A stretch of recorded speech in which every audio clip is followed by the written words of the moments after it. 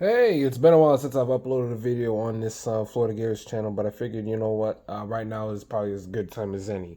I had to take a little bit of a break. At this point of the offseason in college football, news is kind of slow because recruiting hasn't really ramped up yet, until the summer, like it normally does. And right now it's kind of a slow news movement part of the off season. So, what I wanted to talk about is that Florida under Napier has had a string of hits in the transfer portal lately. First started off with Jason Zandamela from USC, the interior offensive lineman who was rated by 24/7 Sports as the top offensive lineman in the transfer portal class before Florida landed him in.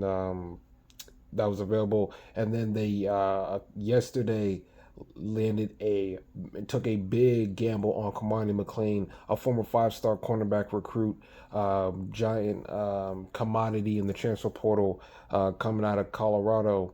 And earlier today, at the time of this recording, they just landed a receiver from Arizona State, Elijah Badger. And of course, Florida fans know the last time they got a receiver from Arizona State, his name happened to be Ricky Pearsall, who built himself into being a first round pick. So shout out to Mr. RP. But what I wanted to make this video about was that I wanted to be fair and give Napier his flowers when I feel like he's deserved it, because I've been critical of Napier on a lot of things, but I feel like he deserves to be defended in this aspect. And what I want to talk about was the talent acquisition that Florida has had, since Billy Napier has been in charge at Florida, and the reason why I'm talking about this is that I feel that under Napier, UF has slowly but surely certainly has leveled itself up in terms of talent acquisition through both recruiting and the transfer portal, which is kind of what you would like to see from a head coach heading into year three of his tenure there. But I want to thoroughly break this down. So, in his time at Florida, his recruiting class in 2023 is 13th composite rank wise by 24/7 Sports, and his transfer portal class is ranked 16th in the nation. And this past recruiting class 2024, it's again at 13th, but his transfer portal class has upped itself up to being fifth with what he has done in the spring portal. And the reason why I wanted to bring that up is because I slowly but surely Florida's roster uh, has become rather pretty deep, to the point where they're actually now struggling to get players because they just don't have the lack of room. And in college football in the NCAA, you can only have 85 scholarship players for a football roster, and they're having to make room by playing sort of like human Jenga with the roster and looking for guys that they could fit on their under the 85 scholarship limit. And that's what they're doing right now by adding the three players that I've mentioned before. And I also want to break down the position groups of the position groups of this roster currently as it is right now, because the spring portal is on the verge of closing, and there really is not much left Florida can do with this roster. So in the over the last couple of seasons of Billy Napier being the head coach at Florida, while I have given him the criticisms that I have given him, he has had not one, not two, not three, not four, not five, but six players make SEC All Freshman award selections. Being voted as part of the all freshmen for SEC teams in each of his 2 years in his 2 years combined. 2022 was Trevor Etienne and Shamar James. Trevor Etienne was a late addition to the Florida recruiting class, and Shamar James was a guy who originally committed to Florida under Dan Mullen, but decommitted, and then Dan Mullen was fired. And then when Napier was hired, he convinced Billy Napier to come back.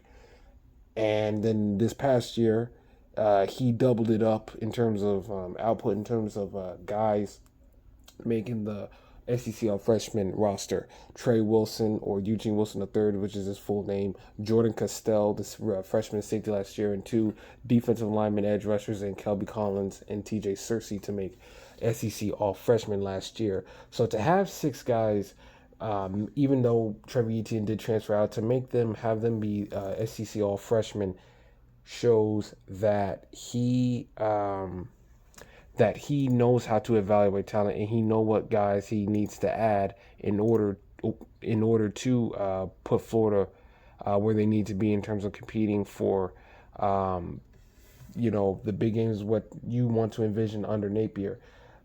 And he has done a very good job of that. And he, so far, and his staff have shown, even though he's had to change staff a few times, that they are perfectly capable of evaluating talent and building the roster the right way, instead of solely relying on recruiting like Dabo Swinney is doing in Clemson, and not even looking at the transfer portal, or what Mike Norvell is doing at Florida State, and that's investing heavily into the transfer portal and slowly building his way up through recruiting. Napier so far, I think, is doing a good job of combining the two.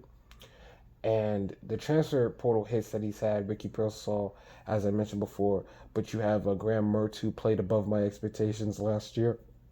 And then you have Badger and Zendamela, who I said were commodities late into the spring portal. You have Pup Howard, and these are Grayson Pup Howard, because he was a transfer from South Carolina, who Napier and his staff were targeting heavily when he was being recruited coming out of Jacksonville, and went to go play for South Carolina for the 1 year before coming back. And Pup Howard had, by accounts, at least surrounding the spring game, we'll see if that stays true during the summer, has been so far looking like he could be that starting linebacker next to Shamar James, who's returning to the team after leading them in tackles last year, even after missing a couple of games towards the end.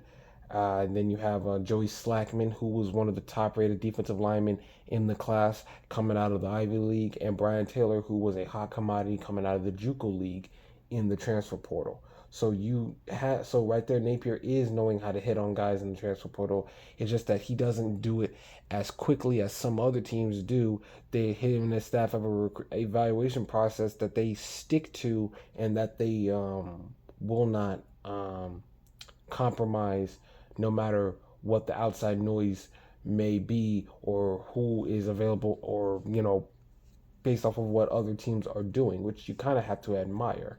And they're taking a big leap here on Cormani McClain, the cornerback from Colorado.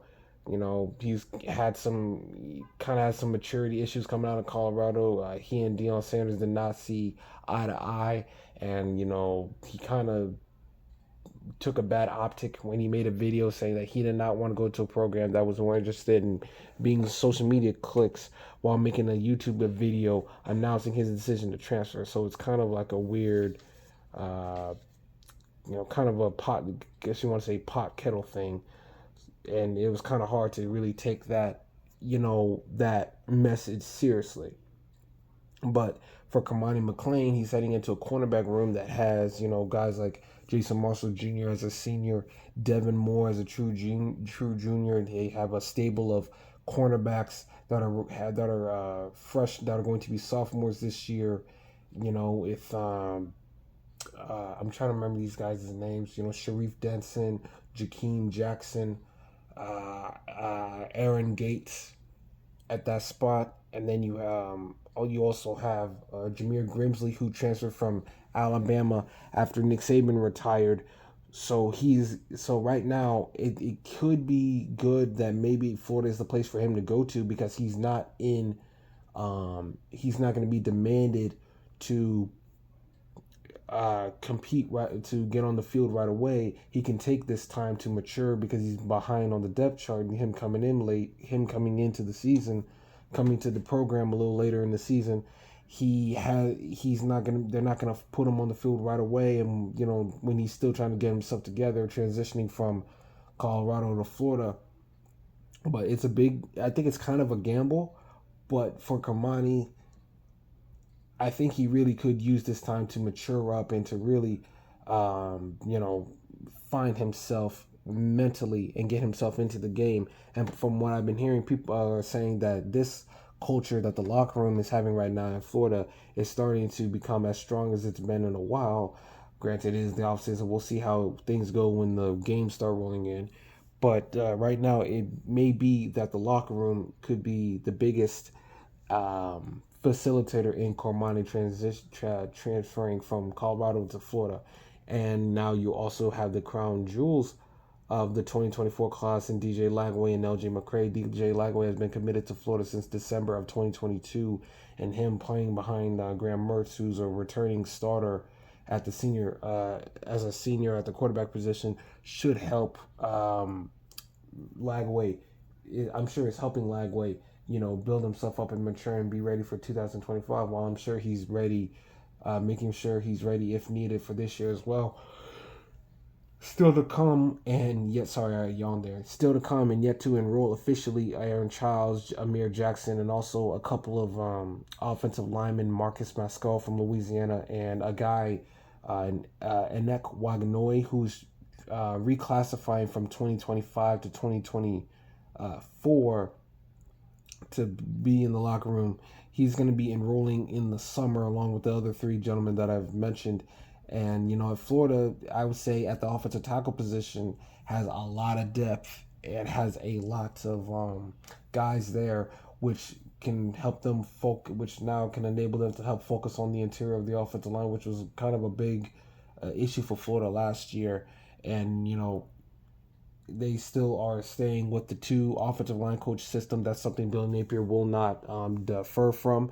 But, that's good for Florida that they continue to add depth at that offensive line position, because they, in case of need of injuries, they can maneuver some guys a little bit. They added Devon Manuel from Arkansas.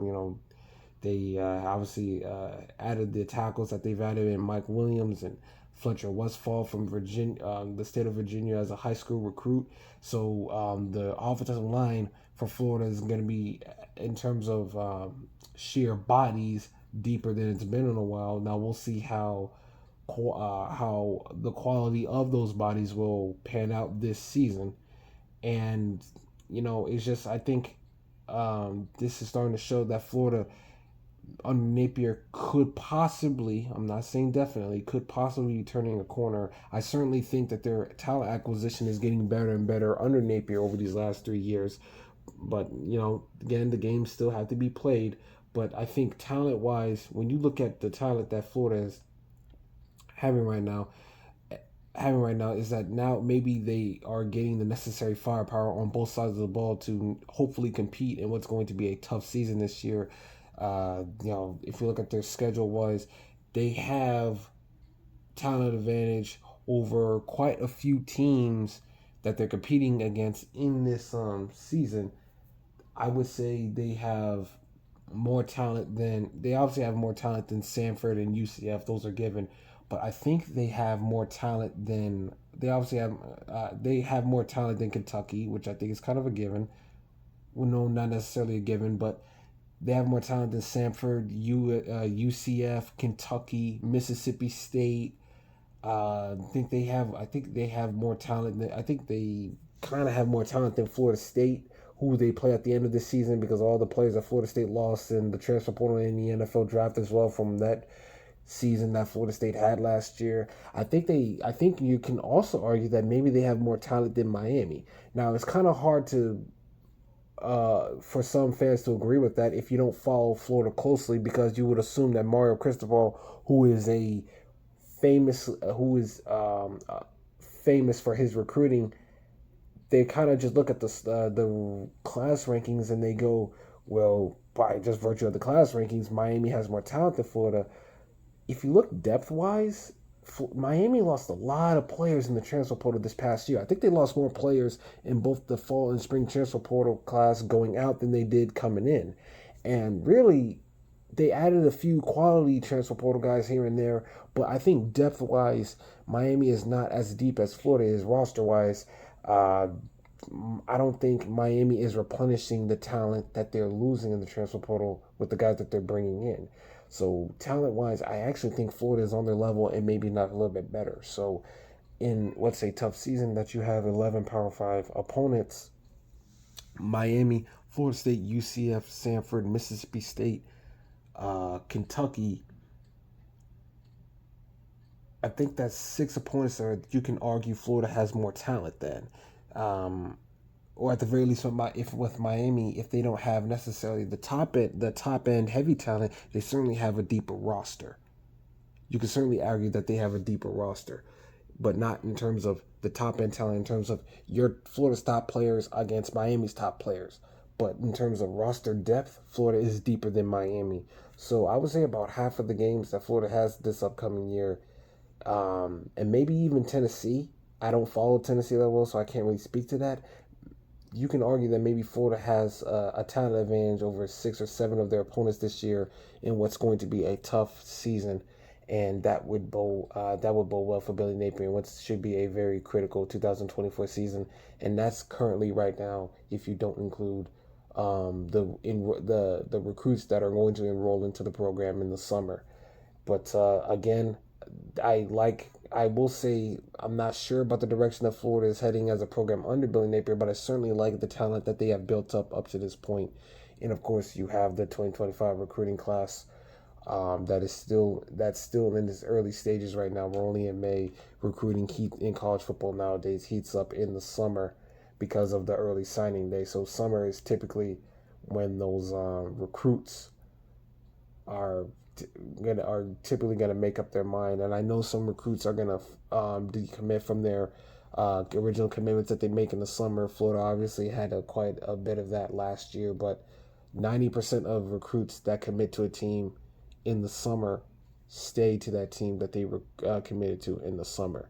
So I think Florida should be pretty good right now, and they already have some good recruits right now at the moment. But of course, more will be seen in the upcoming June and July and August before the season starts against Miami. So that's all I wanted to talk about.